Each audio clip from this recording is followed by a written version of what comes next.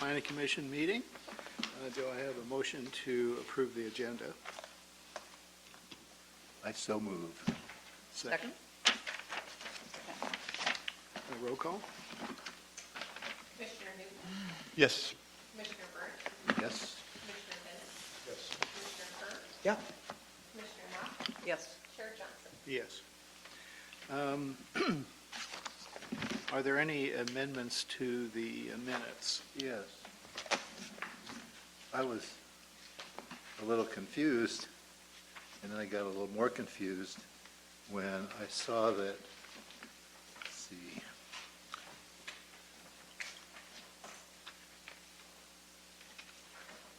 when Commissioner Kerr moved to increase the number of community members from 2 to 3, and I seconded the motion, and it was voted on by 1, 2, 3, 4, 5 of us. Positively, the motion was denied. On page 3? On page, oh, that's four. page 4. And there's another one later on similarly. Oh, okay. Thank you.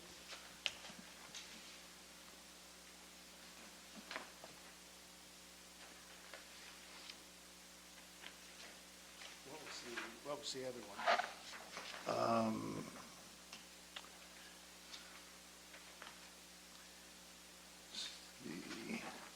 They were, On page 3. yeah.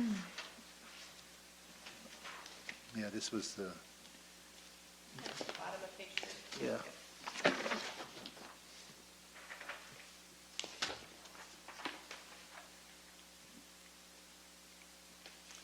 Just have to keep your negatives and positives going in the right directions. And sometimes we're sort of sneaky about how we form our motions.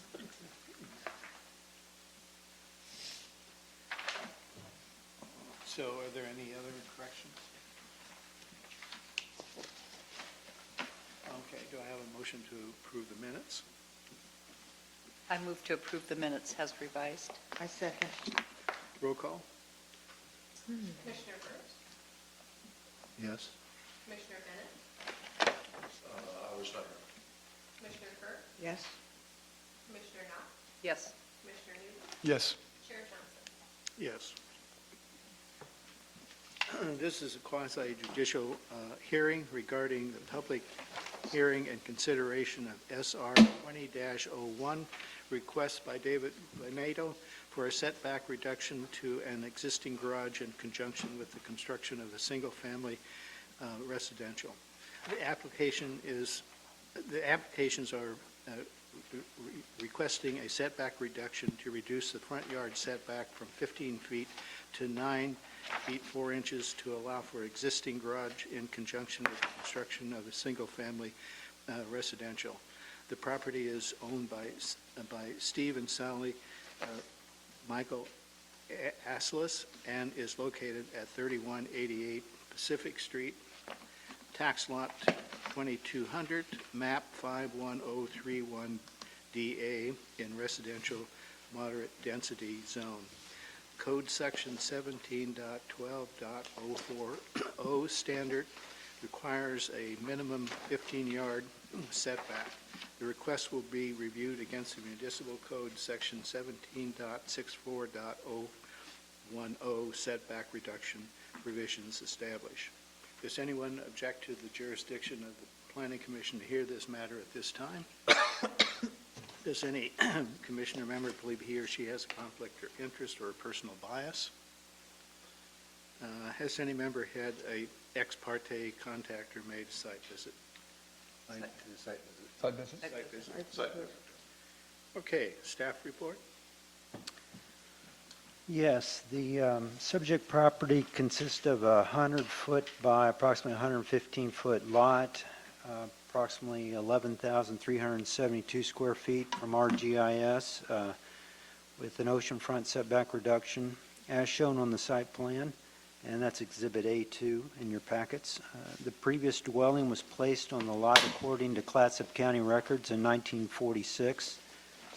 And setback reductions are authorized, like you said, under 1764. The total building coverage under A1 is around 26% of the lot, so it's not exceeding the 40% lot. Significant views of the mountains or ocean should not be affected at all by where this setback is being asked for, where it exists as is. It's in fair central part of the lot there. In A3, the proposed location will not interfere with solar access. Nothing's been provided on that, but I can't see where that would change anything. It's already existing. A4, it is the purpose of the setbacks to provide for a reasonable amount of privacy, drainage, light, air, noise reduction, fire safety between adjacent structures. Setback reduction permits may be granted where the Planning Commission finds that the above purposes are maintained and one or more of the following are achieved by the reduction in setbacks. And you'll see that the applicant states, even though the average depth of the lot is 99 feet, the buildable lot depth is approximately 41 due to the ocean setback combined with the front yard setback. And so the applicant seeks a reduction due to E, permitting construction on a lot with unusual configuration due to the oceanfront setback requirements, and F, rehabilitation of existing buildings where other reasonable alternatives do not exist. There's no problem with A5 of sufficient width for utility placement or in any kind of traffic or public walkway or trail problems. Down at A7, I note that there's a number of properties going north and south on Pacific that because of their historic cottages or structures, many of them are non-conforming in that they sit pretty close to Pacific along that route. Nearest hydrant is about 40 feet away from the subject property and should not pose any kind of fire protection problem. Any questions does anybody have? I do. So this is a variance, A setback reduction, yeah. right? But where's, I don't see any here, there's a list of variance criteria. I can't pull it up on my phone because I can't get any connection here. Those don't apply under a setback reduction, so this is all that applies. So that a setback is not a variance, setback No, reduction. So it's this not. isn't a variance. It's not a variance. It's just a setback separate thing unto its own. Yeah. Okay. Jeff, it looked like so at the site, the original house is gone, but it looks like that garage was a separate structure from the house. Was that the case? reduction. I don't know if it was, an additional, or what the kind of timing of it did, it's set, and the applicant could probably speak to this more than we can. Just from the records, it looked like it was kind of a addition type of thing, but it looked attached from my understanding. Doesn't it have 4 walls? Doesn't it have 4 discrete walls? It does, yeah. So how could it be attached if it has its own side? Well, we have quite a few that have, connections and. Well, I'm not, no. But he can speak to that. Okay, but it isn't attached. It has 4 walls. Yes, it's now. a separate It's now building. separate. I mean, it's been, Right. the other parts have been demolished. The house has been torn down. All Yes. they've left is the garage, The which garage, has 4 walls.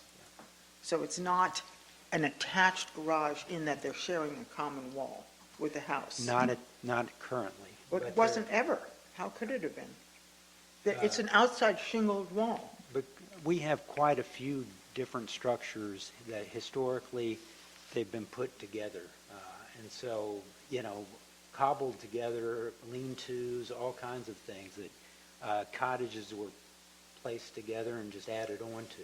I mean, they're all over this. So that shingled wall might have been the interior of another wall? Yeah. No. I'm not. It's weathered, just like yeah, the other you can- shingles, so you it can couldn't ask be. the applicant, but. We'll ask David, but to me, I'm looking at it as a separate building. That's what it looks like to me. There's no other way it could be looked at. Okay, additional correspondence, there was some correspondence. Can I ask just a Yeah. historical question? Was that Jack Ramsey's? I believe From- it is. Okay, so I thought Jack Ramsey's former house. from years ago. Okay. I wouldn't know. You're too young. No, no. That's just not a bit of information I'm aware of. Okay, so there was some additional correspondence. I think you all got that. The pertinent criteria to be considered are noted in the staff report and listed on the criteria sheet next to the west door. Testimony, argument, and evidence must be directed towards that criteria or other criteria in the comprehensive plan or municipal code which the person testifying believes to apply to the decision. Failure to raise an issue accompanied by a statement or evidence sufficient to afford the decision makers and the parties an opportunity to respond to the issue precludes the appeal based on that issue. Prior to the conclusion of the initial evidentiary hearing, any participant may request an opportunity to present additional testimony, argument, and evidence regarding the application. The Planning Commission shall grant such a request by continuing the public hearing and leaving the record open for additional written testimony, argument, and evidence. This is a presentation by the applicant.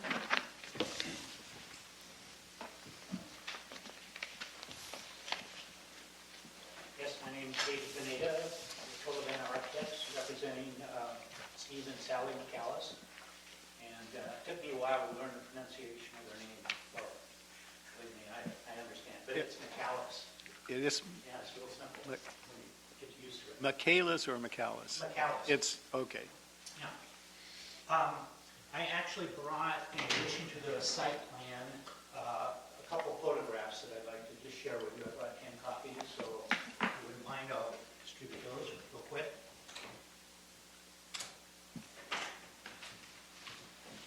And what these are both photographs looking down the street from the north to the property, as well as aerial photographs, because I think it reinforces the point that Jeffrey made that there really is kind of a pattern of development along the street that has been established for a very long time. And in answer to the questions about the nature of the garage itself, it was actually attached to the original house by a breezeway. And you'll see on this aerial photograph that you can make out the little breezeway connection right there between, I highlighted the garage with a red square, and if you look real closely, there's a little roof between the garage and the main house, which was the breezeway connection.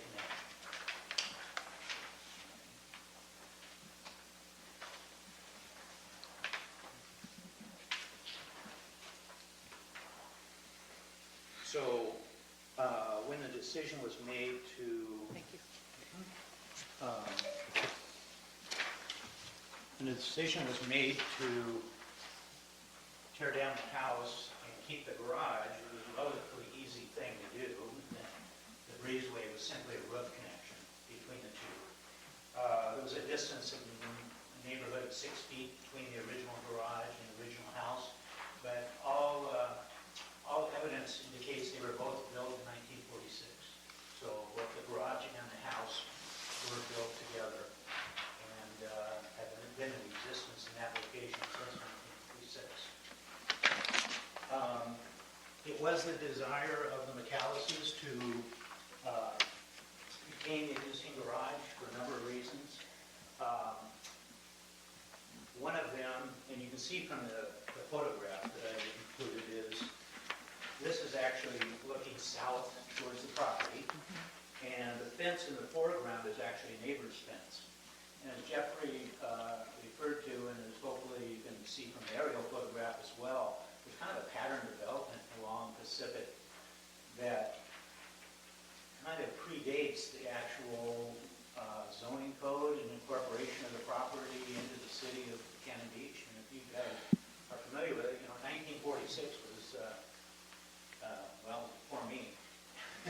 But it was also before, the city was incorporated. I think that was officially 1959. So the properties may have existed, but the zoning didn't. And so there was really no restrictions as to where or how the house could be configured and where the garage might have in because the 15-foot setback simply did not exist. So a number of these properties that you see along Pacific Street there were built without any effective zoning rules. And so a pattern developed along Pacific, all the way from the Colivana Wayside up to the two hotels that currently exists. And so what we were hoping to do was keep that existing garage and just as importantly, keep the existing fence. You can see in this foreground is the neighboring fence, but in the background and in front of the garage is actually the fence along the front of McAllis's property, which we're really hoping to keep. And so if we were to relocate the garage, for example, it would very much impact the fence. We'd have to try to replicate it, which would be nearly impossible just because it's built out of nice white cedar boards. So not only are we trying to keep the garage, but we're trying to keep the fence as well.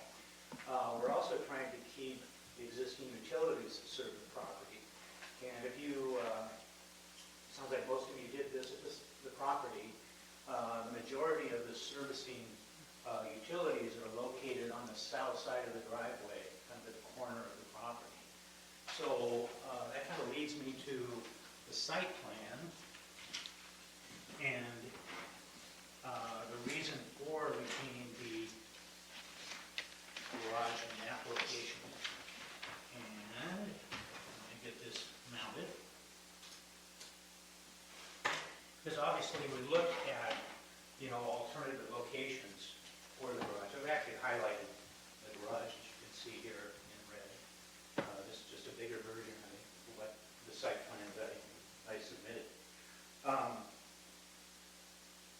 Again, the utilities are located in this corner of the property.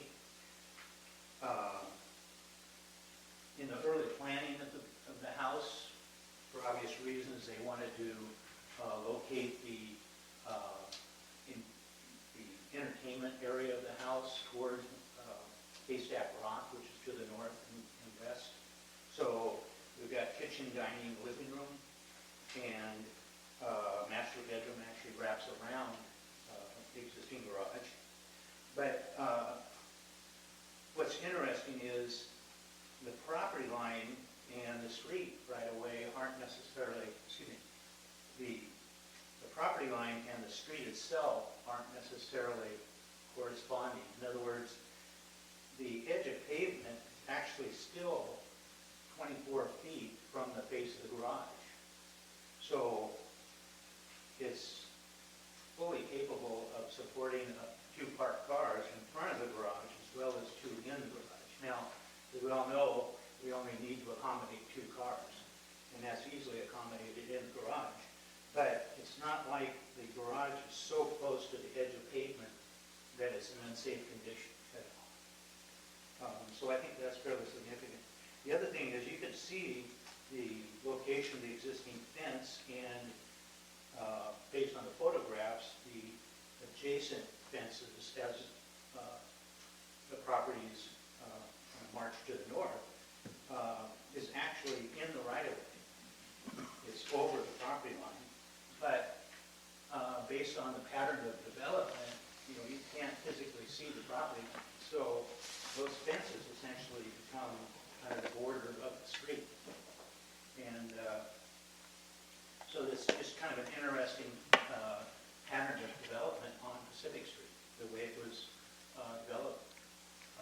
Again, based on the fact that the majority of these houses were platted or laid out before the city existed. So I did look at how we could relocate the garage if we needed to fully comply to the 15-foot setback. However, if you go back to the criteria,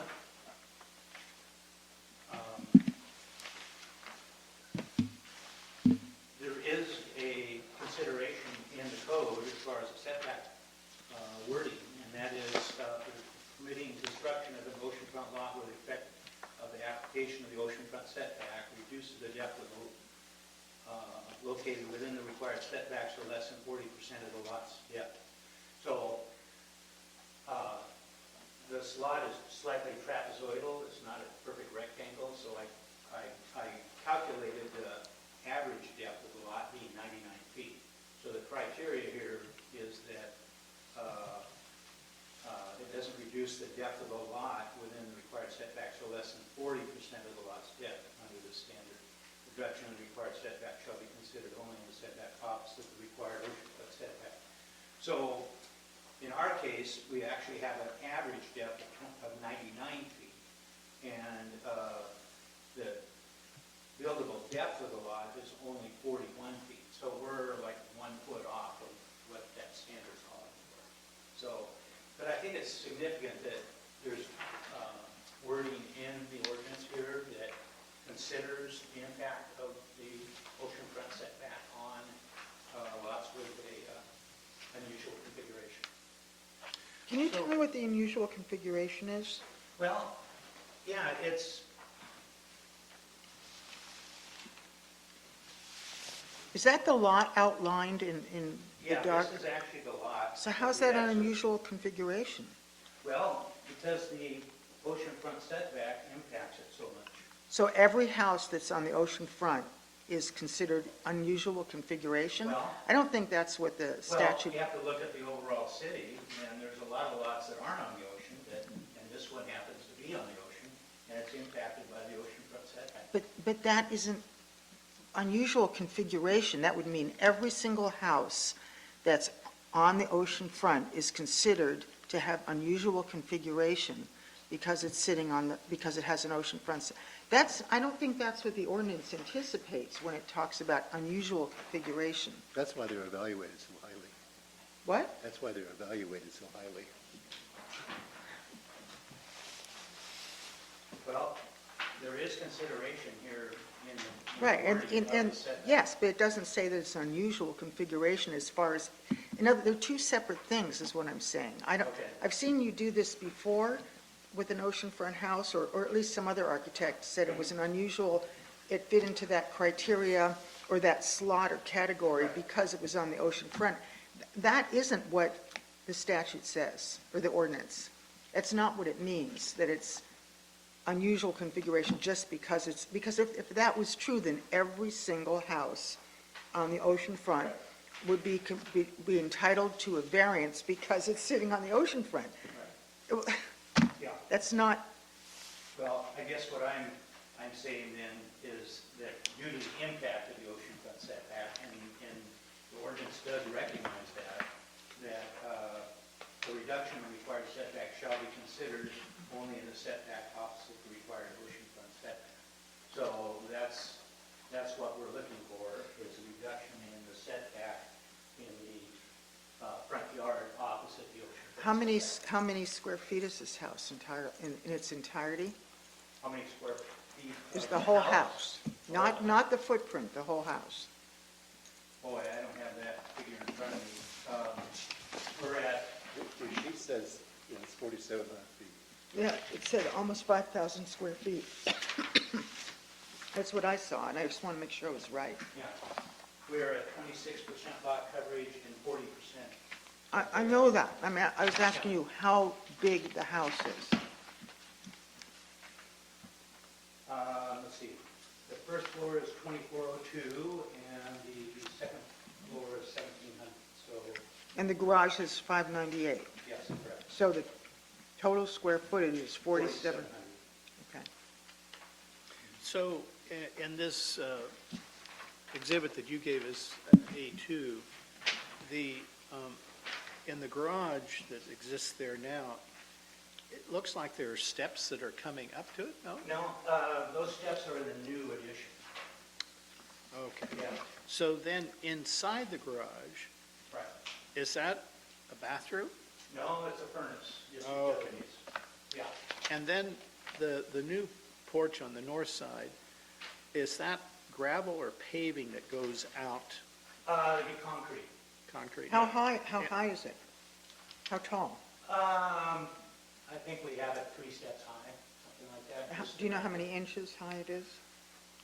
It's less than 30 inches, which we require a handrail. I'd say right in the neighborhood of 21 inches, 3 steps. And it's in the setback. Is that right? Am I looking at that right or not? Is it in the oceanfront setback, the patio? Yes, the patio is, but The new patio. right, the new patio. Is in the oceanfront setback, but it's under 30 inches? Yes, correct, Okay. correct. So that would be allowed. And that's not included in your calculation of Oh, no. 40, so that's, It's included in the lot coverage calculation. right, but it's not included in your 4,700 Oh, no. square feet No, that's calculation. only floor area.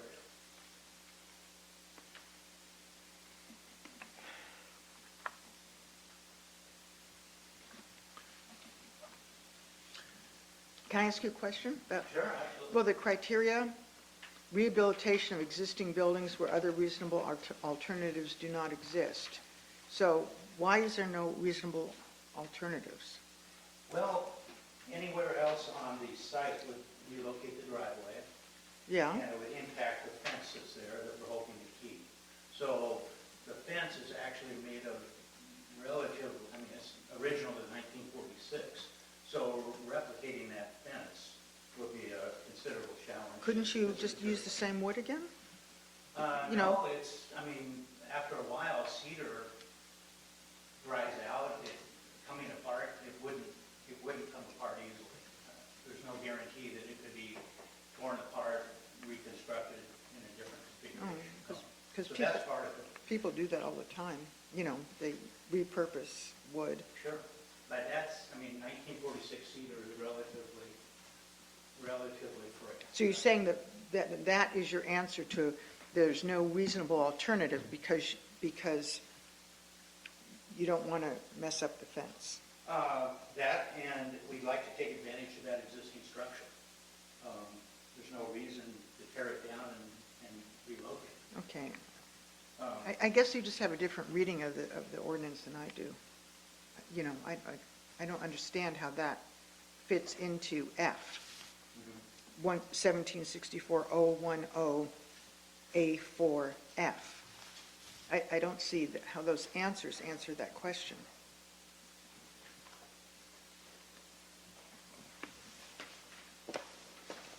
I mean, it seems like it's not like the lot is some weird shape or something, so that there's no reasonable alternative. Yeah. You We just you don't could, wanna- you just don't want to do it. It's not No. that you can't do it, you don't want to do We it. don't want the garage to occupy the premium corner of the property. This corner of the property is going to be oriented towards. What about moving the garage back? That would pinch things pretty tightly. In other words, we'd have to move it back and reduce, because we're right up against the oceanfront setback. So, in other We'd have to words, reduce it. you'd have to reduce it from 4,700 square foot home to Yeah, but maybe they're a, allowed to build it 4,700 Well, I know they plus are. more. they are, I mean, they have within the that right. setbacks. They have the right to build a bigger house. They have a right to build a bigger one, So- within the setbacks. Yeah. Yeah. We'd like to retain the existing garage. It's in the optimal location, including the driveway, including the utilities. The other thing is, there's an existing house right here, within 2 feet of the property line, that we're trying to respect. So, in reconfiguring the lot and the house location, we're trying to make as much distance here as we can, as well as open things up here. Except you have the house wrapping around on the south side of the garage, Yes, we closer to the property line. So what do you mean you're trying to respect the neighbors? I don't, We could make the house longer, but the other thing we're trying to do is keep views from the street as open as possible. In other words, we could relocate the garage here, shift the house, make the house longer, but what it would do is close up any potential views.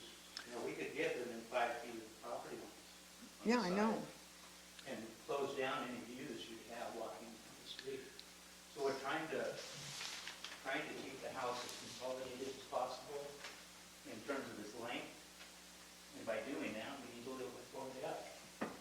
So there are definitely alternative configurations the garage could take.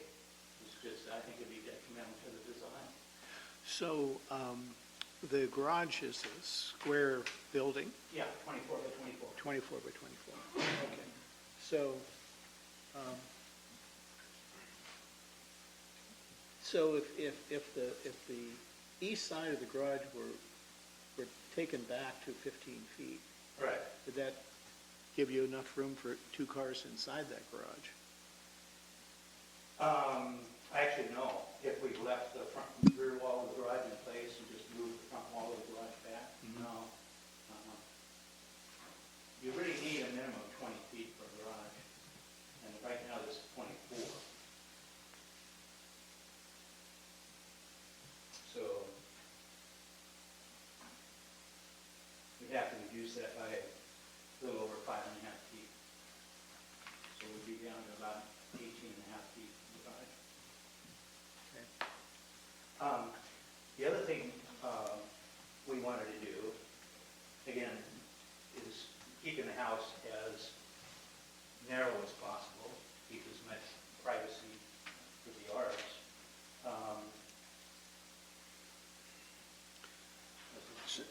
So the addition of the master bedroom on the south side, is that going to be a 2-story?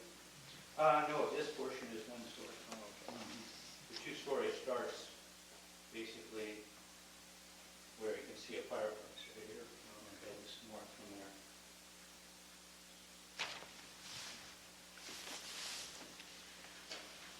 Okay, any other questions for David?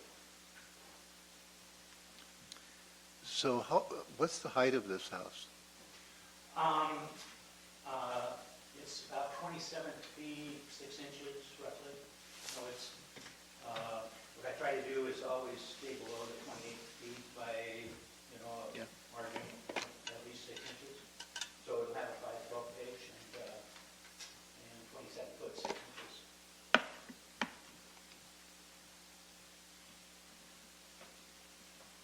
Okay, any other questions? All righty, thank you. Are there any other presentations by proponents? Are there any presentations by opponents? Staff response?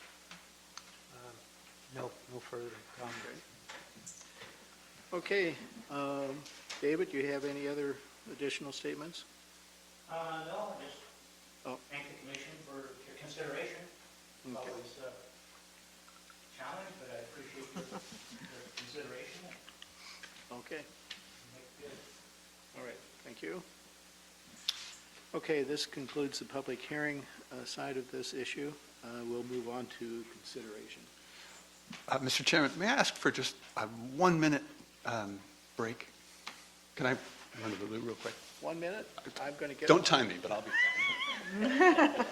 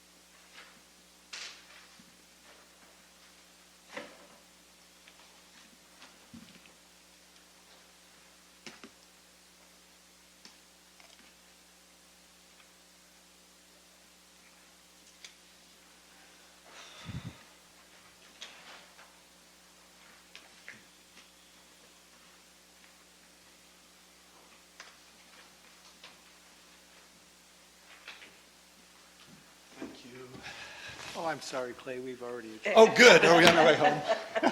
I have a new respect for you all, having sat through some of those long-winded meetings. How do they do that? Thank you. Okay, all right, discussion? Well, I think that this kind of a request, fitting it into the criteria of 1764-010A4, E and F, reading it the way it's being read by the applicant renders the whole ordinance meaningless. If you're going to say that any house located on the ocean front is a lot with unusual configuration, I don't think that, actually, any house on the ocean front is privileged to be on the ocean front. To say that it would be subject to a setback because it's on the ocean front makes no sense at all. It's lucky to be on the ocean front. That's a privilege to be on the ocean front. It doesn't give you the ability to get a setback. Does that mean that all the other houses that aren't on the ocean front that want to do the same thing don't get a setback, and they're on a rectangular lot, don't get a setback because they're not unusually configured because they're not on the ocean front? That just doesn't make sense. The other thing that doesn't make sense is F, rehabilitation of existing buildings where other reasonable alternatives do not exist. There are so many alternatives on this lot. When we have granted setbacks based on that criteria in the past, it has been, and it's been rare, but when we've done it, it's because the lot is so catawampus, so oddly shaped, that there's almost no other way to build a building on it without having some kind of a setback reduction.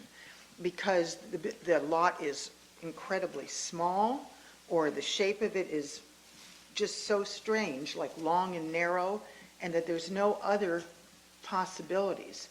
This lot is fairly standard in shape, very standard in shape, and there are so many other possibilities that could be done.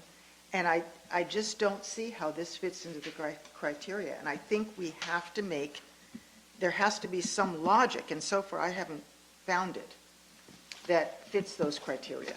Yeah, I mean, the question for me is what we've been talking about for years here, and that is, you now have a new structure going up, and that this is the time when we usually figure that that's when you should conform to the standards that are on the books. So that's the big question for me. One of the big questions for me is, if it's an existing structure, then aren't they set? Isn't it done? I mean, I guess for me, I can't get past, if it's an existing structure that is non-conforming, if they tore it down, yeah, it's got to move back. But it's sitting there, and we're saying, well, because you're doing this other structure, you got to tear that one down too. I don't know how. That's the ordinance, though. That's what the ordinance says. It says if I think it's 75% of the value. If you redo a house within 75% of the value of the original, 50%. How many? 50% of the fair market value, you have to bring it into conformance. That's what The house or all the This structures is all on it? part of the same thing. There was, in fact, he even said it was attached because there was a breezeway. So they ripped down, you don't get around the ordinance by just ripping down part of your house and leaving a little bit standing and say, oh, well, it's all part of the same piece of property, the same buildings, and they ripped down more than 50% of the fair market value, which means they have to bring the whole structure into compliance.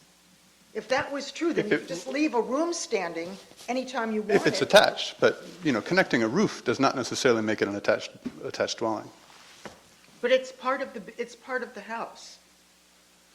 It's not a separate parcel. I mean, they want to build a 4,700. Or separate walls, as you said at the beginning of the meeting, insulated on its own. And he said it wasn't. He said it wasn't. Well, he also It's a said breezeway. that, he also gave an explanation to DNF he didn't agree with, but I think it's a separate structure. I would also, if you walk down the street, they're all the same. It'll almost look odd if you build it back. Also, you got 2 letters from neighbors that say they're not against it.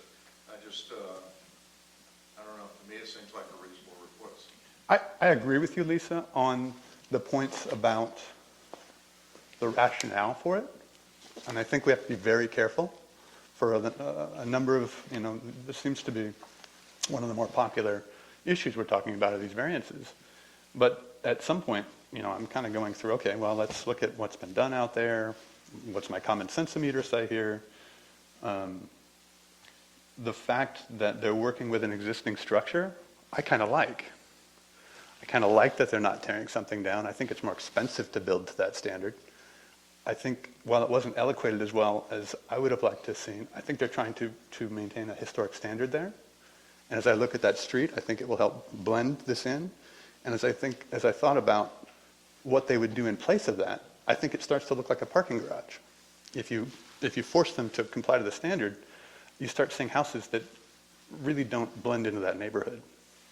So then, if all these houses are out of compliance because they were built, what's the point of having a code then? Because if you're going to say, well, the other houses on the street are out of compliance, because they don't fit the proper setback, because, they were built before the code went into effect, is that going to be a new criteria now that we're going to have in the code? I think it's something we need to talk about. I think it's very dangerous to allow that precedent. We've argued over 1 inch over some of these. We have several feet here. But, one way I think this separates itself is that is a separate structure in my mind. Well, in my mind, it's not, because it's part of it's the garage to this house. It was connected by a breezeway. They knocked down the breezeway. Even if it was a separate structure, I still think it's still out of compliance. It's still on the lot. It's still part of the fair market value of the house. If you're going to say, does that garage have a separate fair market value than the rest of the house? No, it doesn't. It's part of the whole thing. That's what the ordinance says. 50% of the fair market value, and you've got to bring it into compliance. I've been watching that house since it came down, wondering when we were going to see it here. I knew we were, because it was razed to the ground. It's oceanfront prime property, and I knew it was going to end up here, because if you want to, 4,700 square feet, not including the patio, come on. So it's 3,600. I mean, it's still a monstrous house. It's a huge If you house. take the garage out, There's that's tons another of issue. other alternatives. I think there are, but my point is I think this is kind of a cool one. Yeah, you think. And they can do it without breaking the code. We're not going to see eye to eye on the separate structure. But I think they can do it without us going, you're bending the rules. I think that's a separate structure. And I don't think that it applies I don't think the way that code is written, it is intended to apply to separate accessory structures. Are there any pictures available of the house with the breezeway and the garage? What, before it was demolished? There's this one. Right, but is the house there? Yeah. Okay, but the trees what I mean is the trees hiding the breezeway, I guess. if there is a breezeway. I mean, you can't see it because there's a tree in the middle. Well, yeah, I know, that's, And we're not cutting the tree down, but No, but by putting the roof between the garage and the house makes it part of that housing unit, it's not a separate building. It joins them. Well, I mean, you join it with a roof.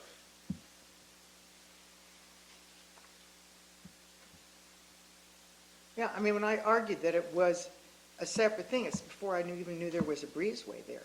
And he corrected me. The architect corrected me to show me that it was, in fact, attached by a breezeway.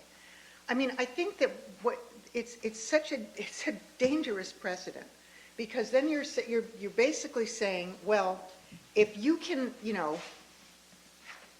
if you want to build a monster house on an oceanfront lot, and you leave a little part of that house still standing, then you're entitled to a setback. there's been a lot of that done, Lisa. There's been a lot of that done in this town. Yeah, I mean, this is, and we have been pretty consistent, I think, very consistent as a commission in meeting these criteria for setback reductions.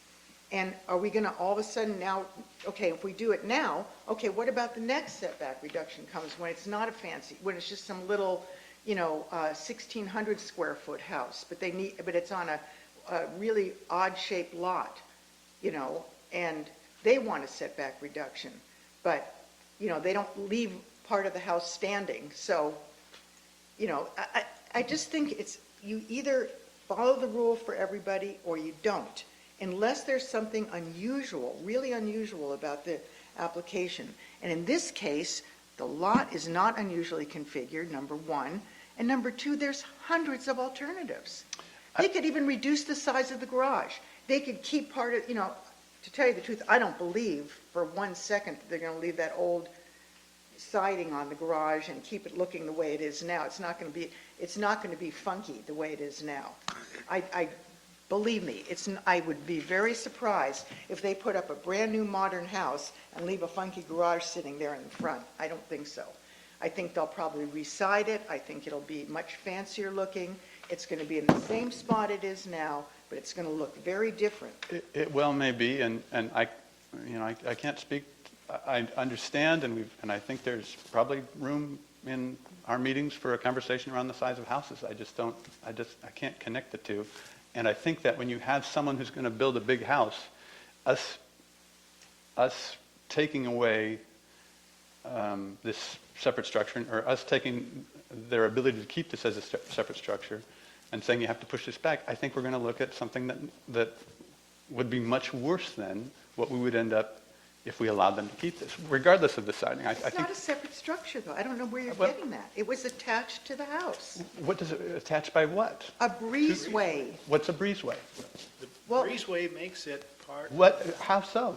Under what code? Because they Under have the code a of this roof city? attaching A the roof two of makes them. it makes it one structure? Yes. Could I put up a blue tarp and have it be the same? No, a roof Where's is the not standard? permanent. Do we have a standard in the city for that? A roof Oh, yes, is we do. permanent, and a tarp Jeff, is do we have a standard in the city for what defines one structure to another?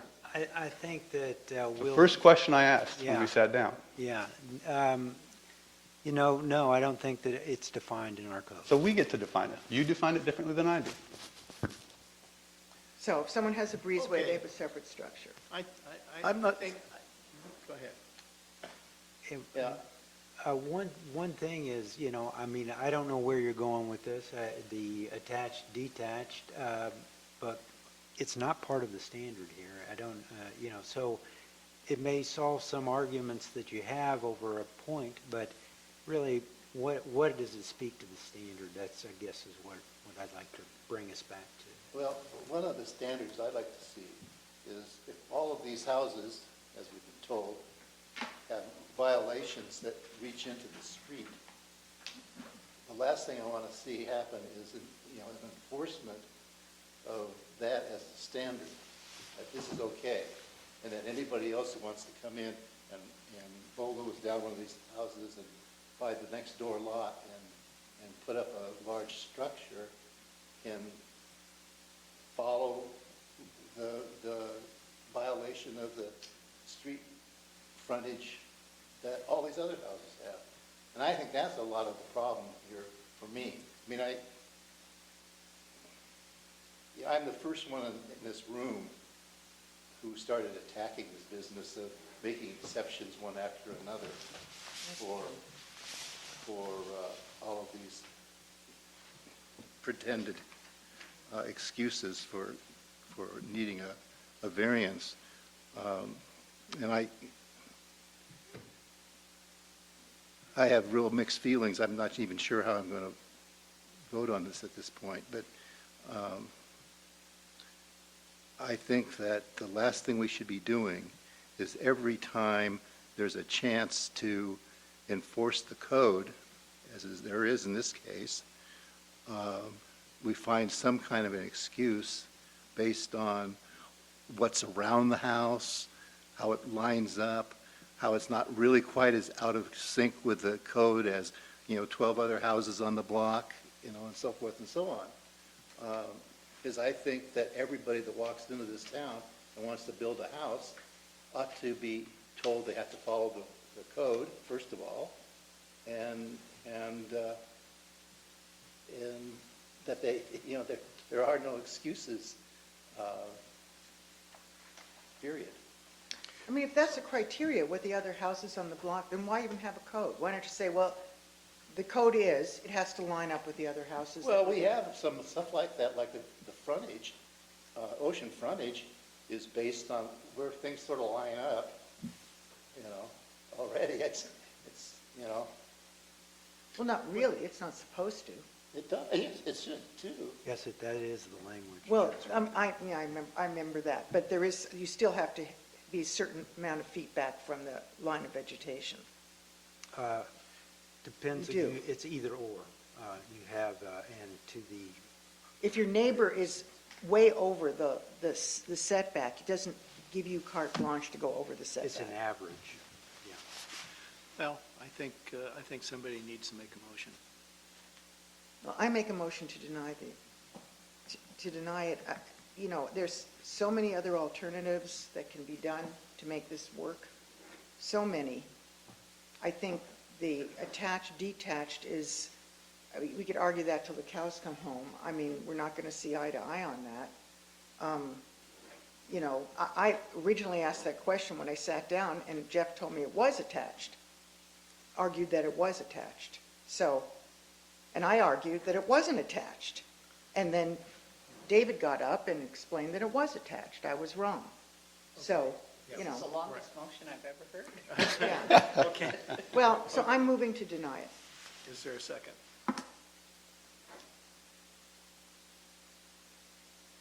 I'll second it. Roll call. Commissioner Burns, Yes. Commissioner Bennett, No. Commissioner Furr, Yes. Commissioner Knopf, No. Commissioner Newton, No. Chair Johnson. Yes. It's a tied vote, so the measure is denied.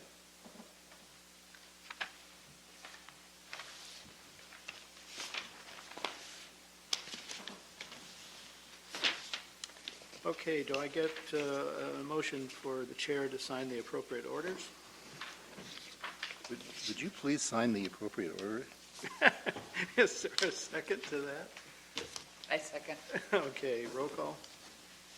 Commissioner Bennett, Pardon me? motion to send orders. Say yes. There's a motion. Motion to sign the orders. I move to sign the order. Yes. Commissioner Furr, Yes. Commissioner Knopf, Yes. Commissioner Newton, Yes. Commissioner Burns, Yes. Chair Johnson. Yes. Okay, informational items, we have the tree report, and looks pretty much in order. I don't know if anybody has anything else to say to that. Ongoing planning items.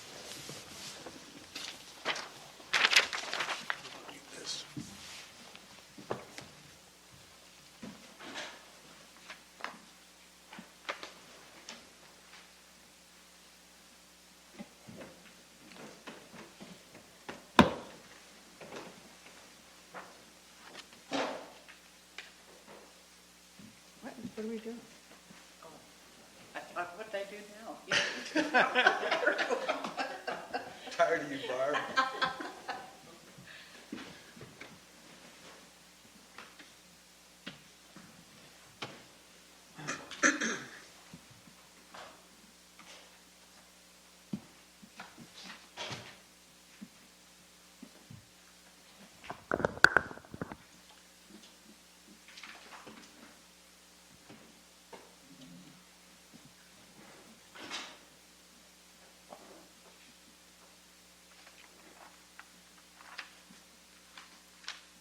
So, you ready? Yes? Okay, yeah. I just wanted to touch base on some of the planning priorities tonight briefly and kind of discuss what we might want to schedule for upcoming over, say, one a quarter. Hopefully, we can just start getting through some of this. But I just wanted to touch on some of the accomplishments. We've had a Ford management plan update, the tree removal ordinance update, short-term rental ordinance update, special events ordinance recommendations. It's at City Council right now. And then you guys held a joint work session on the visioning and comprehensive plan, and last I heard, that's coming back probably just after the Ford. So as soon as the council gets done with that, they're going to dig into that. And then as far as priorities, some of the things mentioned, Joe brought up tonight. I think Joe has mentioned earlier this year about, either getting rid or redoing what we just looked at, the setback reduction, and also some of the variance language. But these are some of the other ones that I've noted. The vision and comprehensive plan update, like I said, a transportation and parking study, which we got funding for grant, and that's going to be going out to bid here, I think, next month. And so we should start that project in earnest in late spring, first of summer. The bed and breakfast revisions, that's been talked about when we're going to talk about all this in just a minute.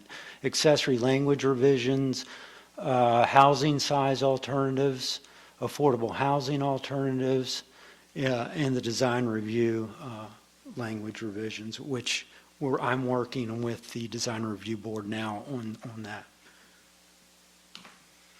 So just to put things in context, because I like to do that, just to kind of step back, that's what this yearly summary is about and where we want to go next. This is a little summary of we mentioned the fair market value. So I took the fair market value of all of our property in Cannon Beach, and this is where the property owners are across the country. And I'll do more on this and have kind of a little handout presentation for you guys to kind of look at. But this is, let me see if my new tool works as well. Yeah, so this is Seattle area.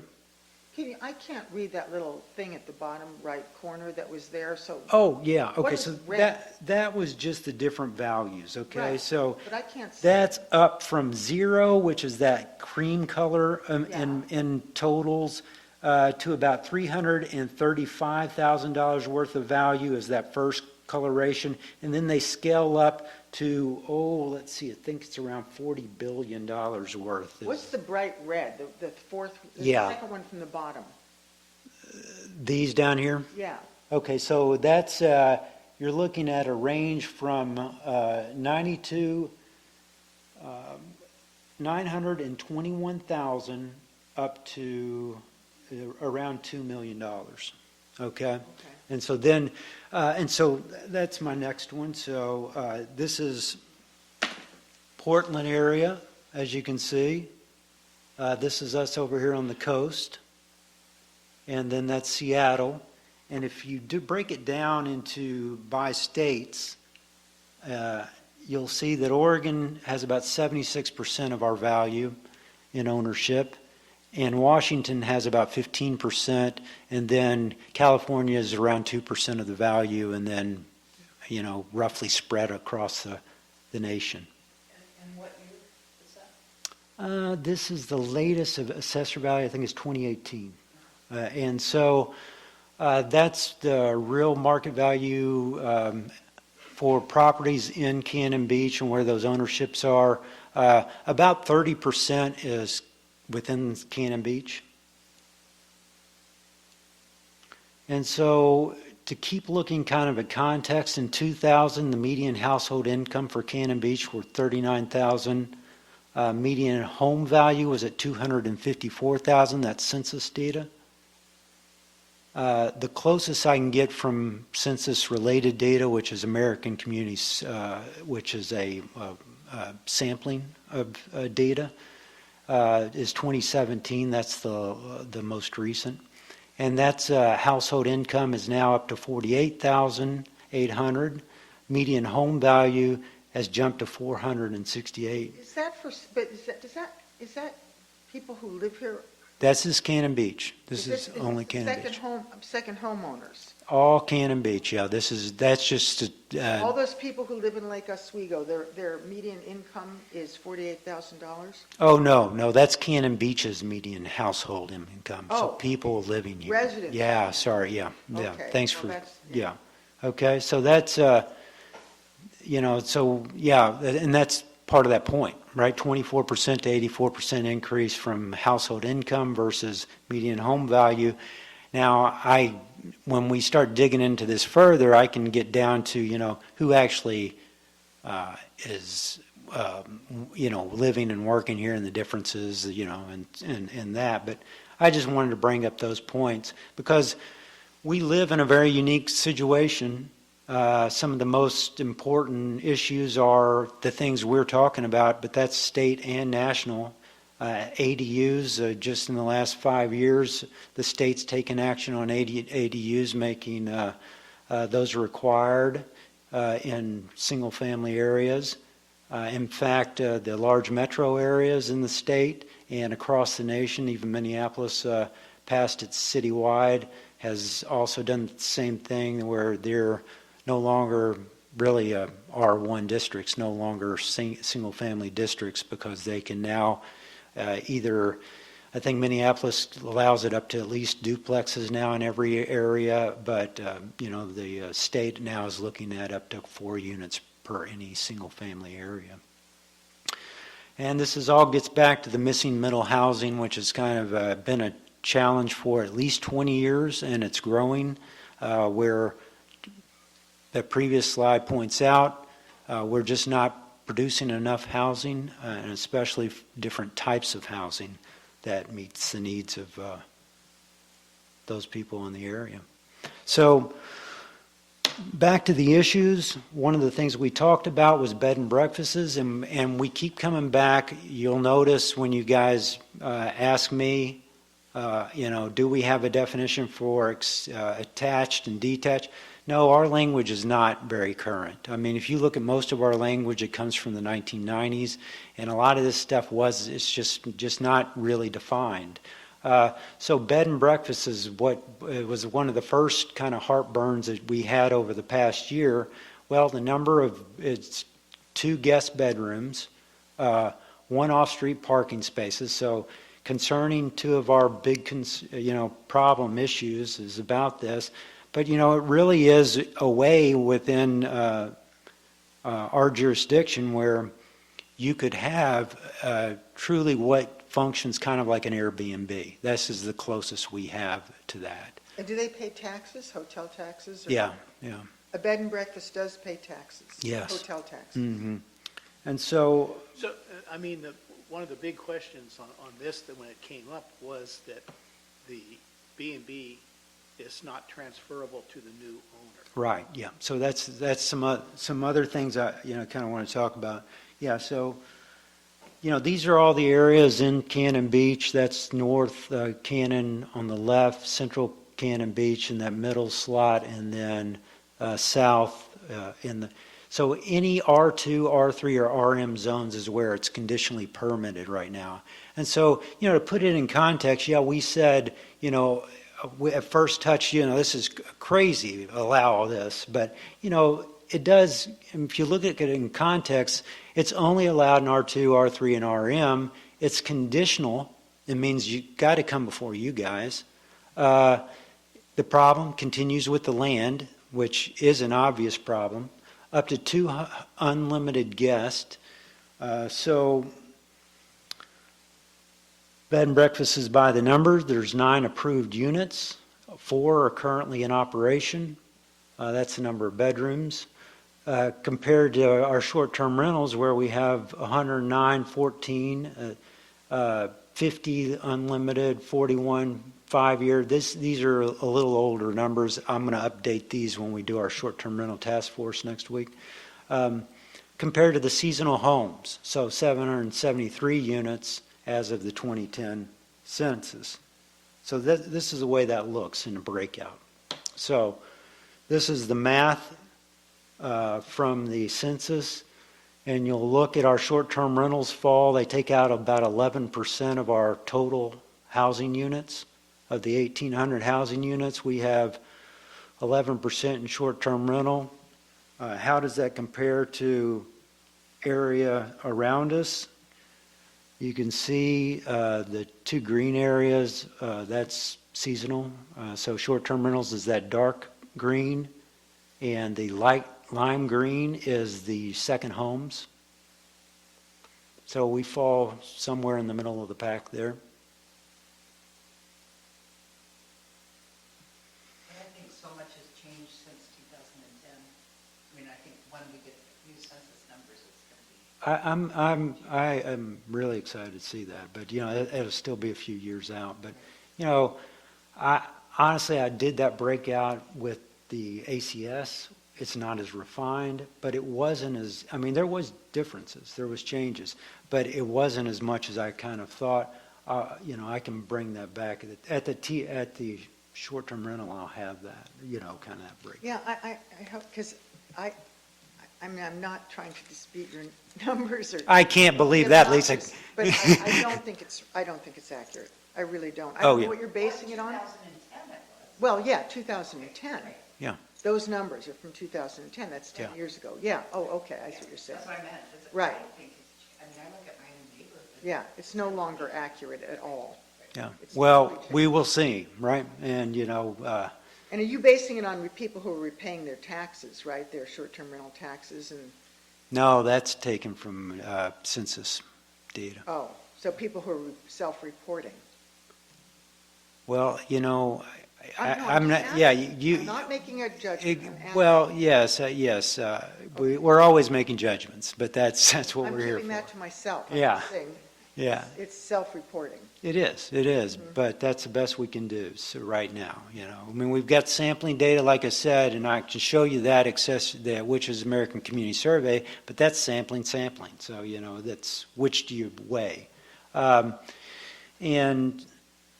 And we weigh each one of these because, you know, just like the language that was such a debate over the past 2 months of accessory structure defined for us, 170410 says accessory structure or accessory use means a structure or use incidental and subordinate to the main use of property and located on the same lot as the main use. So as long as it's a residential use, see that second one? What does the second one say? Accessory structures may be constructed only in conjunction with or after construction of primary building on the site, right? That's not in our language. That comes from another language that I've worked with. That's what we should have, okay? Accessory dwellings, okay, accessory dwelling language. Our accessory dwelling language is another one of those fun ones that I have a lot of heartache with, because if you look at the accessory dwelling, it says means an attached or detached dwelling unit which is located on the same lot on which a single-family dwelling, modular manufactured is located, and which is rented only for 30 calendar days or more. And so that's our definition, and we'll get into the actual standards here in a second. But I want you to tell me how, if someone comes to me and says, in an R2 district, okay? In an R2 district, what's the difference between an accessory dwelling unit and a dwelling unit? Dwelling in a duplex or two-family dwelling means a building or buildings containing two dwelling units with or without a common wall or ceiling. So that really says nothing to me, with or without a common wall or a common ceiling. It means you don't have to have either, right? Okay, and where there are no direct interior connected doorways. So we have no, you know, except for an accessory dwelling where it has to be 600 square feet. But if it's R2 and you come to me and you want to build something 700 square feet and you say, you know, I'm going to put this on the property or 400 or whatever, you know, what's for me to say, oh, that's the primary or the secondary, or that's the accessory? So it's, you know, these are the things where most jurisdictions, especially that have these issues with short-term rentals, accessory dwellings, second homeowners, and all this, they have these things very well defined. So this is the north end. This is all R2 in that orange property. So if somebody came to me and they asked me about that, like I said, this is the standards that I give them, and this is what we're dealing with, or this, lot dimensions, typical 5,000 is what we accept even, that's what is the standard, and yet we have exceptions to even that. And then we have our normal setbacks, but then we have, like we said, the yard abutting the ocean shore, that changes that a little bit, and it's done by, like Joe said, it's done by an averaging of people that's already built structures. And then the lot coverage and the floor area ratio. Those are the things that I'm going to look at, because I just want to make sure that you're under that in lot coverage if you're putting those units on there, our building height, and then the parking. And so there's the accessory dwelling language, and the ones that I point out there is no more than 600 square feet. A lot of jurisdictions will put it as an average of the primary. And so, of course, they have that other language that says it has to be in conjunction or after the primary. But then once you have that primary, then it can only be 1/3 the size of the primary or something like that. And that makes a much cleaner definition than a duplex. So, is there anything, when I did the accessory building, they pointed out it couldn't be over 12 feet high. So is there anything that you've seen in this that points that out? There is within a required yard, exactly. Yeah, that's in the required yard statements, right. So then you've got the new dwelling. I want to point out C because this is one of my favorites, which we've just kind of caught. And C, new dwellings that contain an accessory dwelling or the exterior modification of an existing dwelling necessary to create an accessory dwelling shall be subject to the DRB. That's not even in the DRB code, but it's in the accessory dwelling code, and as I don't know of, I asked Mike, have you guys been looking at these? And he says, no, this is the first time. Just replace the design review with the planning commission. Yeah. And so, when you brought up, though, Daryl, the point that I wanted to bring up with this slide is that required yard, this thing right here. So, this hashed line there, that represents the building envelope is what it's called in a lot of jurisdiction, which means where you can build within. So it represents the 15-yard setbacks from the front and the rear and the 5-yard setbacks. So anything in there, right, that you can build to what you like as long as you're within lot coverage and floor area ratio and anything else that might require. But that required yard, ours has some unique language around required yards and some of that side yard setbacks and street side yard setbacks. And so that's really kind of how they've specialized things. But the two things I think that are key and that we want to keep, I think one of the strong points of our code is that where it's rented only for periods of 30 days or more for the accessory dwelling units. I've talked about some of the challenges across the country are, different housing types. So if we want to keep that as an option for people to to encourage more long-term rentals. This is one of our better and stronger points, is because, quite frankly, I can't tell you how many people come to me and they believe that they'll build their accessory dwelling unit and then they're going to start renting that out as short-term rental. That's really one of the main things that I answer that question frequently. But I just pointed out that this to me, there's some easy changes that we could do. This is that other idea where the guest house is no more than 450 square feet, and it's non-paying visitors and guests containing no cooking facilities. So that's our trigger really for accessory dwelling units. In our code, an accessory dwelling unit is triggered by that second kitchen. And so accessory, second kitchen, that, that means in a second kitchen, the way it is right now, you can't have a microwave, you can't have a sink, you can't have a refrigerator. You Yes, just can't have a stove. you can't have cooking facilities, yeah. So that really doesn't make much sense either. Can you have a propane stove? Propane burner?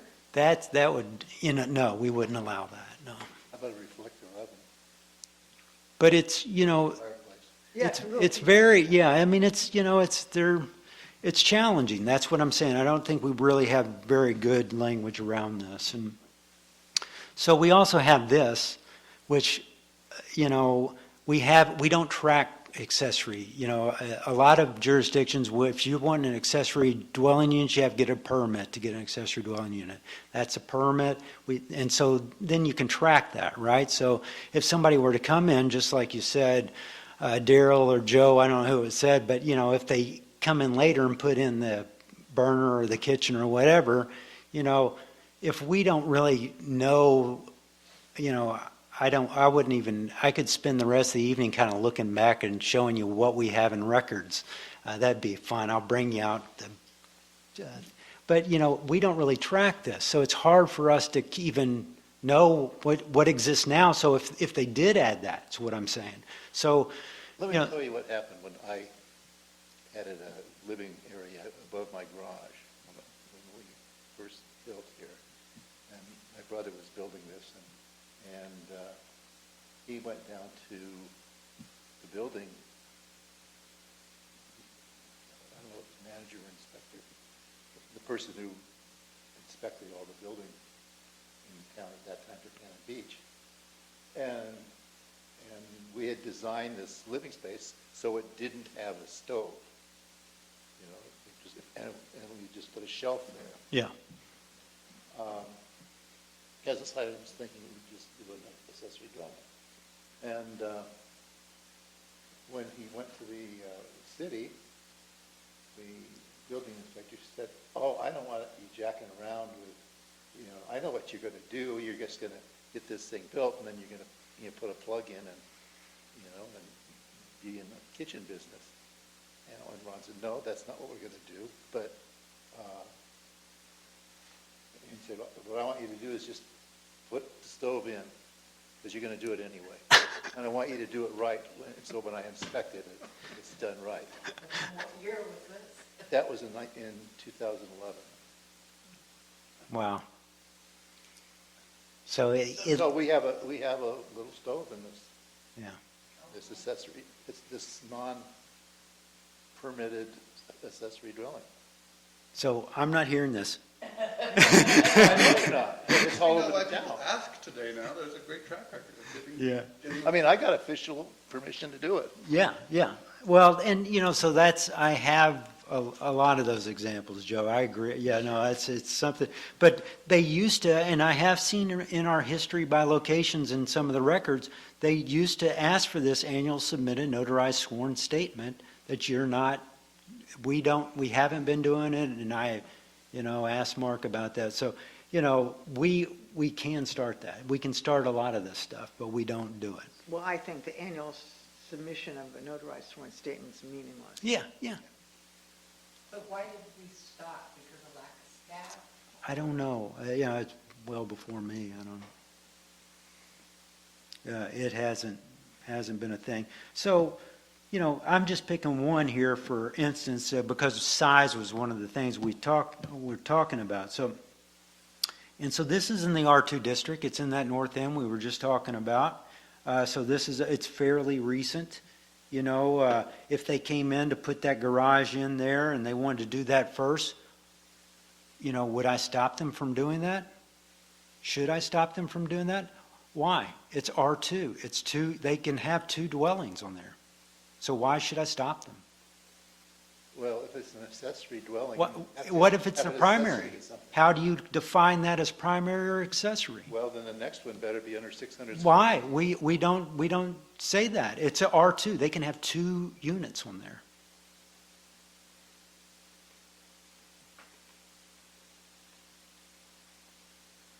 And I guess it comes down to setbacks. It comes down to setbacks, exactly. And that's all I'm really, that's all I really have kind of legs to hold or, stand on to say. But anyhow, But, yeah, I mean, this is two houses on this lot, and I know the people. yeah, well, yeah. So, this is one of the things when I talk about this and what came up in this discussion we had on this previous one, that they're building this monstrous house and whatever. But this is just, I did this 10 minutes before I came in here, so it's not the best graphic looking, but I'll make a better one of this for you guys and pass it around. This is the year built for each one of the properties from the county's assessor data. So I don't know how good that county assessor data is. I've worked in some jurisdiction where it's great and some not, but this is what they have on record, and you can see the lighter tones are either vacant, which is the lightest tone, the almost white, up to the darkest tones, which is the most recent built, okay? And I've put the years on there, so I'll get this into a bigger map and everybody can kind of look at it, because it does interesting. It's something that we might look at in just what you're saying. Are we seeing all of these because we can then compare that against the sizes too. And so I think Lisa had asked us to start looking at the sizes. Unfortunately, it's one of those other things is that we just don't track that kind of thing. Okay, we haven't tracked that. Our systems in Cassell, which we use, is not good at tracking that.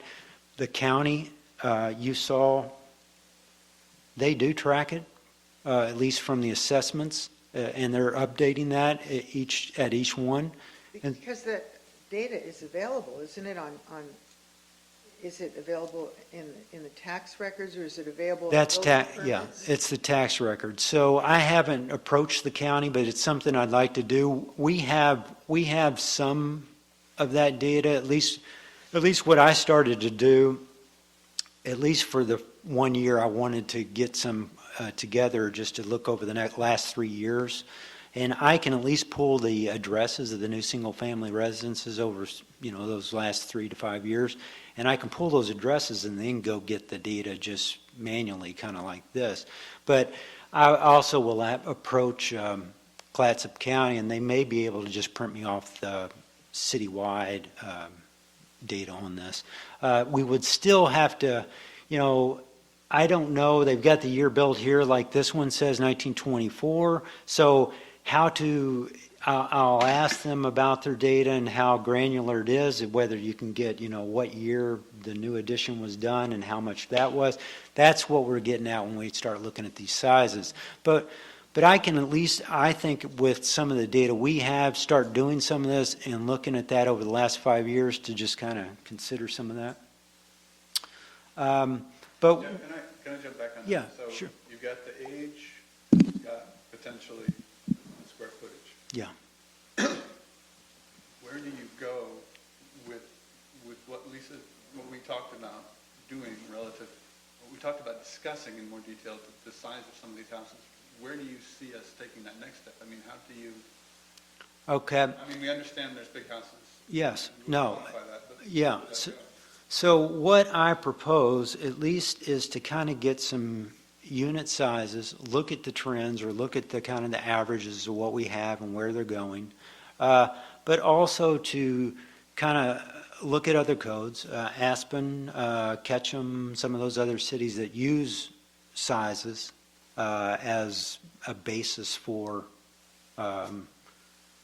whether it's transfer development rights or some kind of program, to kind of look at that, just as an issue of what we could do, because if anything that was not really mentioned tonight, but it's almost was the elephant in the room of tonight's discussion, was, why can't we save some of these cottages? And maybe that wasn't a cottage that we wanted to save, but there are some structures that I think even the owners or their trust or their families of the people that I've spoke to, they would like to save them.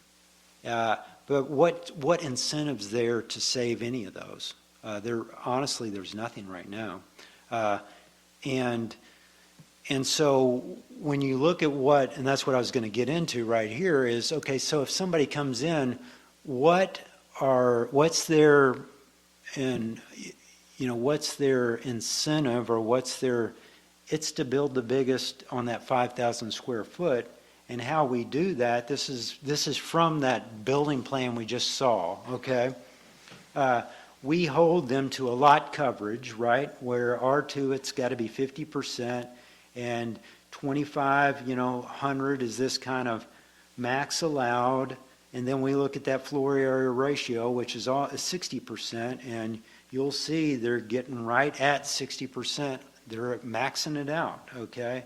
And so this is kind of the figure sheet that comes across my desk to look at those numbers. And the one thing you'll notice, not only is it right there at 60% for the floor area ratio, but this 50% for the lot coverage, I think the general understanding people think of lot coverage is that, well, at least half of the lot's going to be saved. That's not true. If you look at this calculation table and you do the math, what it really boils down to is about the setbacks and about 300 square feet. A 30 by 10 area has to be in softscape. That's all our code currently requires for you to keep in softscape. So I think the assumption that, oh, well, we're saving 50% of the lot is a misnomer. And people are starting, I mean, I rarely see nowadays where they're not really going right up to that edge. Even tonight was, one of the least in lot coverage. I mean, they had a lot of lot. And I understood, the argument back and forth, and that's what you're here to do.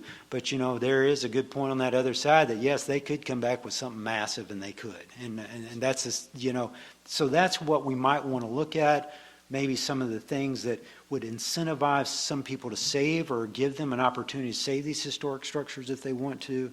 And so that's what I was looking at, Clay.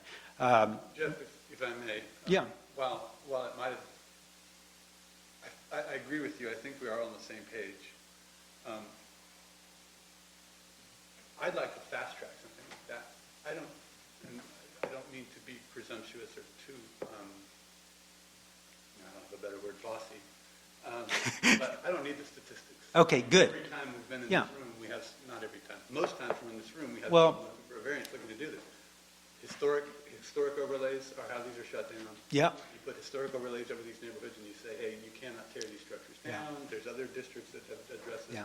In Portland, they're dealing with this issue, but rather than get into these arguments over the way the code is written and what, there's this. Yeah, no. We can just shut it down with some sort of overlay on it too. So Because that, my argument on this tonight is, well, I'm not going to go back to my argument.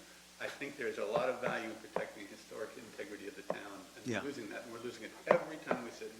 yeah, so I'm glad you're putting that impetus on it, because I reached out to Jill, and we're going to have I'm talking with Bruce, and we're going to try to get her to come to a council work session, give us kind of analysis of what we need to do.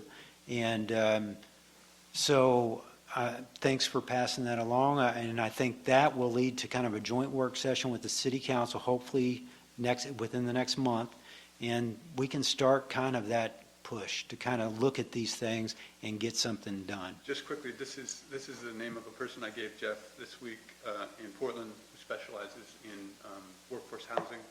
She's going to help, probably not only with your workforce housing, but I think to your point, in helping maybe protect that development we heard from. Right, Coos, yeah. Keeping that Oh. structure in place. Little houses, yeah. Yeah. So, I do think that, Completely. Yeah, But but that garage isn't going to stay looking like it. yeah, You're going to rip that siding off so fast. Oh, I said I agree completely. With, yeah, but I'm just saying that as far as that garage that we saw, those shingles are going to be off it so fast you won't even know what happened. It's going to be based in something Lisa and I are going out nasty. in the parking lot after. Yeah, that's you. Yeah, I'm taking the bets. So anyhow, then we've got the, so the size issue is one of those things. Parking, like I said, plays into this. Almost all of these discussions, I didn't go into the code and the language on that, but every one of these, short-term rental, ADU, all these things, multifamily, somebody wants to come in and do workforce, often when I tell them, well, I'd like to see you put another 2 or 3 units on top of your structure, but then you're going to have to provide the parking. They can't provide the parking. So we come back to these same issues, and parking is always core to that issue. So, I think this is what I'd like us to start looking at are, just like you said, new code, new ways, new approaches to this. And so with the Design Review Board, does anybody been to Seaside, Florida? Does anybody know Seaside, Florida? That is Seaside, Florida. I don't. It's just that's the central core of their town. It's down just by Destin, Florida, just down in Fort Walton area. And this is their code. It's a form-based code, and it was the first form-based code, and that is literally their zoning code right there. And it's based upon kind of transects. It's based upon the forms of structures and not uses. And so it's a change of a way of looking at code. And I believe we need to start looking at different models, and this may be one approach. And so what we're looking at with the Design Review Board is possibly at least starting with the commercial areas, looking at form-based code as one of the solutions for that. And what I see, or what a possibility of that is, if we get comfortable with this and we think this might work in the commercial areas, this would be something that could also translate to other areas of Cannon Beach and our historic areas. What does that mean, form-based code? What does that mean? It's instead of what the Euclidean zoning is really about is keeping certain uses separate from other uses, right? Mhm. Well, as anyone who knows zoning or what's happening in planning, multi-use, more flexible zoning codes. That's why the 1970s through 80s and 90s were all about planned developments. Well, that's because we had more mixed use, more flexible codes. The transition from that is to say a prescriptive code, to say this is the shapes we want to see in our area. And that's why, people come into me all the time and say, well, so where is it in the code that we have to do shingles, and where is it in the code that, we can't, what colors we can paint our houses? Can we, I had one today. Can we paint our houses? What colors can I paint our, you can paint it anything you want as long as it's, and so form-based code looks at codes and they say, these are the different shapes we're looking at dimension-wise. And then it can look at the fenestration or the window treatments. It can look at the courtyards or the public area and say, this is what we want, and these are the different frontages you can do. But it gives a chance for you guys and the public to get some buy-in on what they want these things to look like. And then if someone wants to do that, they choose the different types of forms. It's almost working with Legos and saying, these are the building blocks you can use, build that. And it's not based solely upon use. We're no longer, when zoning started, it was mainly about keeping livestock processing places and heavy factories from residential areas. That was the basis of zoning. That's what the town of Euclid did.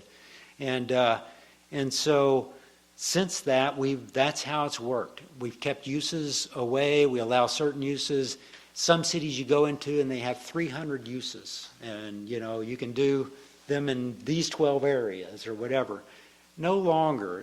What zoning and planning has done over the last 20 years, and mainly due to form-based code, is to say, we're not really so concerned about those heavy industrial areas. We can get by with just saying we don't allow those, because mainly we don't. We have no areas for industrial areas. And so, so we can get by just on what the forms, what do we want our city to look like 20, 50 years from now? And that's how it's done, by what the looks that we want to see. And so, and what our public spaces and that interface with the private space wants to look like. So I think we need to start looking at these things. And, I had the hedgehog up there at the beginning, and I don't know if you guys are familiar with Phil Tetlock, but he's the guy that, the scientist that's looked at predictions and forecasting. And, it's all built on the idea that you need to have many models, many different tools in your arsenal. And currently, we don't have that. We're a hedgehog. We're in protective, try to keep it like it is, but we're not looking, by doing that, we're losing a lot of what we have. And if we want to keep what we have, we're going to have to change. And we're going to have the tools that will allow people to save those things that they want. Because right now we're not. We're going to be losing them to the large hotels. We're going to be, or large houses and larger and larger buildings, because that's what we're built to do right now. That's what's on offer, and people will take that. And we're going to be building bigger homes, and with no guarantee of anyone using those homes. So I wanted to bring these things up. This is just more of those, and like I said, I'll be making this into the presentation. But what I would propose is that we set our priorities at the next meeting. I hope to have a scheduled meeting with the City Council, a joint work session with you guys, and it may just be a presentation by her at this work session, but giving us alternatives for moving forward. And like Clay said, I think it's going to take a combination of different things. And currently we have affordable housing ordinance, but all it does is just give us a 1% tax on our building permits. We have a cluster development ordinance, but it's really even more wishy-washy than our plan development ordinance is. And we really didn't get what we wanted out of our plan development ordinance. So I don't know if cluster is what is a real tool. We're not really giving people new tools. And so that's what she's going to talk about. She's worked quite, extensively in this area. And we had a good conversation about, our issues and our concerns. And so she's really interested. I brought up the historic, and then I also talked about regional cooperation, because I think that's one tool we have to take advantage of. We are not going to be able to house those that need that 40 to 80% AMI rental housing. But we can help provide that, because we're going to need it, because we hear from our merchants that they cannot keep workers, and those will close our businesses. So all these things are issues, and I'd like to see us move forward with those. We have some big projects, the transportation, we have the comprehensive plan envisioning. So we've got big projects ahead. So I think if we stay focused on this kind of size, affordable and historic, and when we do that, correct our accessory language and all those unit languages in the same thing, I think we can really have a strong and forward-looking ordinance coming out of this. And isn't next month, don't we have the seawall from Breakers Point on our agenda? It could be. I don't. We haven't heard back from the Army Corps. I'll be following up with them, but that's really kind of what the weight is right now. But yeah, that'll be on the agenda. Why do you have to follow up with them? Why isn't Breakers Point? They are following up with it, but I'm following up with it just because I contact them as well, and say what's going on. Didn't you have to check to see if that was under the jurisdiction of the Army Corps of Engineers? That's it, yeah. Did they suggest it was not? Did breakers? Suggest that they did not need to go through the Army Corps of Engineers? I don't know if they suggested it, but they, Yes, they don't believe it is, yeah. They don't believe it is, and so, yeah. But it is, isn't it? I don't know. That's Oh, honestly, you don't no, know. yeah, I do not know. And that is really, I think, what the kind of weight is right now, so. Can you send us this presentation? I'm going to send you the presentation that have these last 3 or 4 slides here. Let me put that into a separate one to kind of, because I'm going to get that. But yeah, I'll definitely send that, and I'm going to post it too, Barb. Thank you. Yeah, and so any other thoughts or questions? If I missed anything priority-wise going forward? I mean, these are big projects. These are huge. And fortunately, City Council and City Manager have both said that, and we just approved a 10 to 20 hours of planning support to help me so they can do some of the daily stuff, and I can move forward with some of these projects. Well, that stuff was still on the agenda for this meeting before it's not canceled on the site. I kept wondering why that gas line couldn't be in a different place. Yeah, I don't know if anybody's asked that question. Oh, yes, it's been asked, yes. And so, I've done 2 staff reports on Breakers Point already, so I want to use one of them at some point. But yeah, so anyhow, yeah, that'll be in the staff report. And yeah, thanks, Joe, for bringing that up. But and I just want to say, I really, appreciate your all's thoughtful discussion tonight. Which way it shook out. I have no dog in the fight. I just appreciate a well discussed and trying to keep it as much as possible to the standards. I appreciate that, and so I thought you guys did a good job.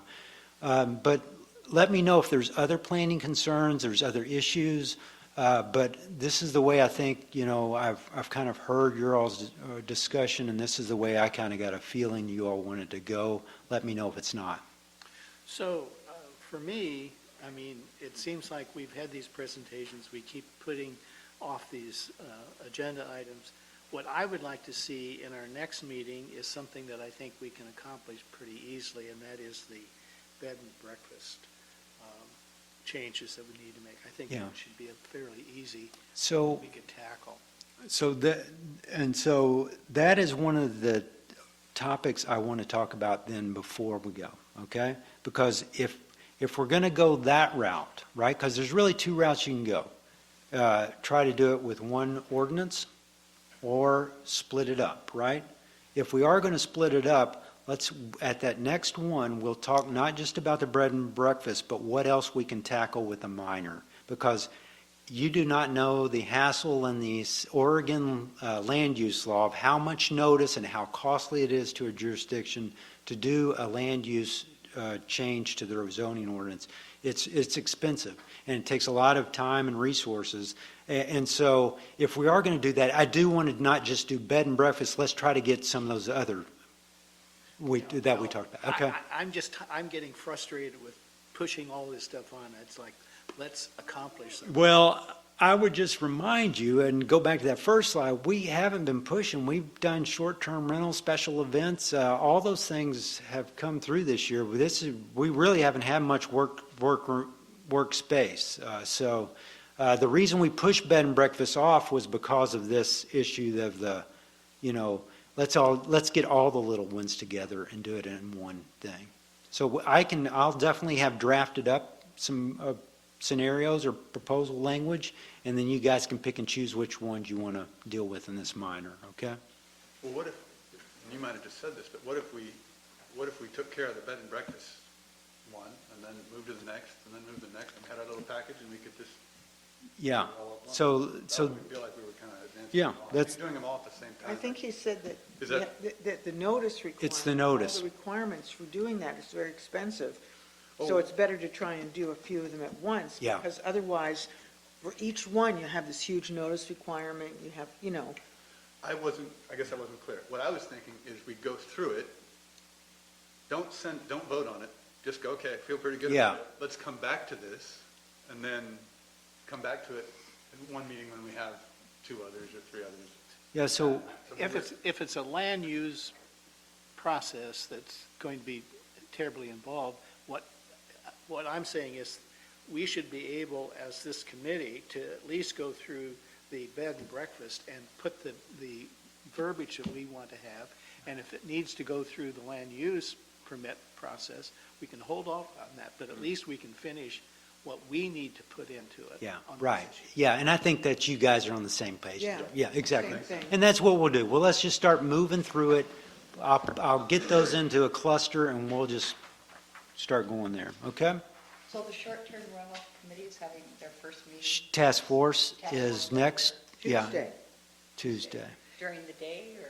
Yeah. Are Yeah, we going to have 2 to 4. that 2010 data, though, to look at? See, to me, it's kind of meaningless because it's not. Yeah, so you're not going to have anything new, really, I'll pull some new data, but it's not going to be, like you said, a broad, new set of, especially from the audit. We don't have our audit yet. That's not going to be till the June quarterly meeting, so we'll have really fresh Kind of data.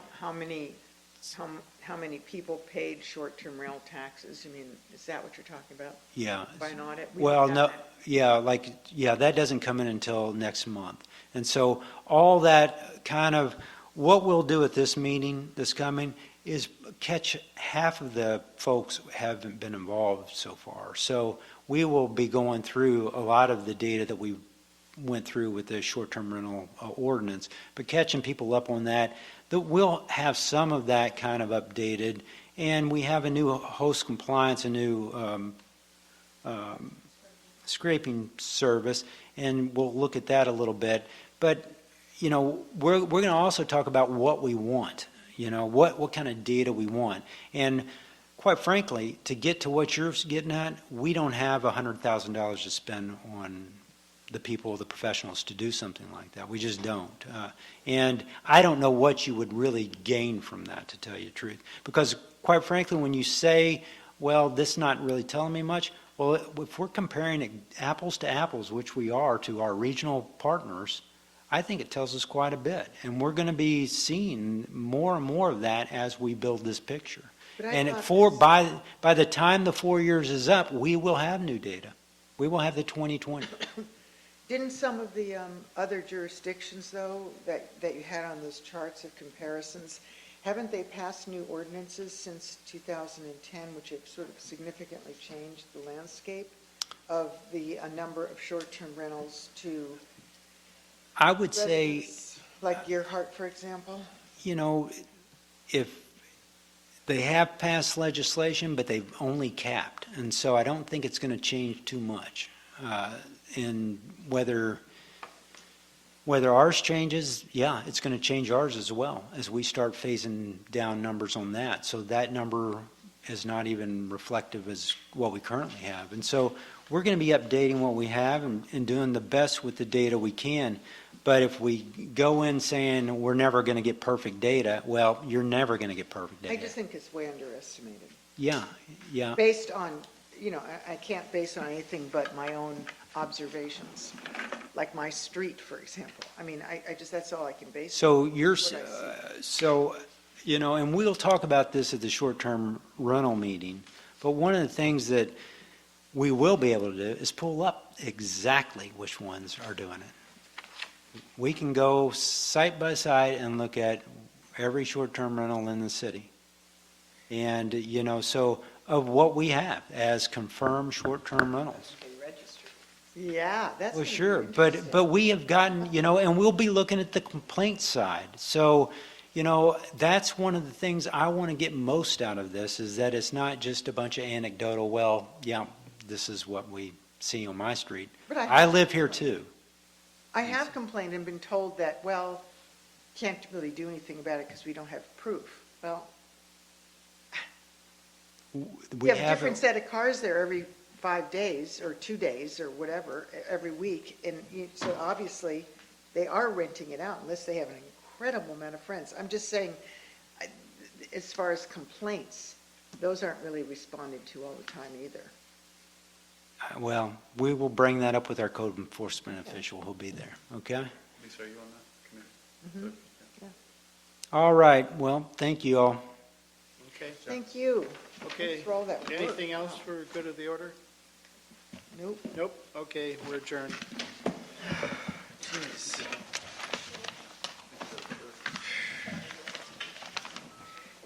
So, I don't know what happened with the, when we voted. You said a tie, what? It's a tie. And what does that mean? Yeah.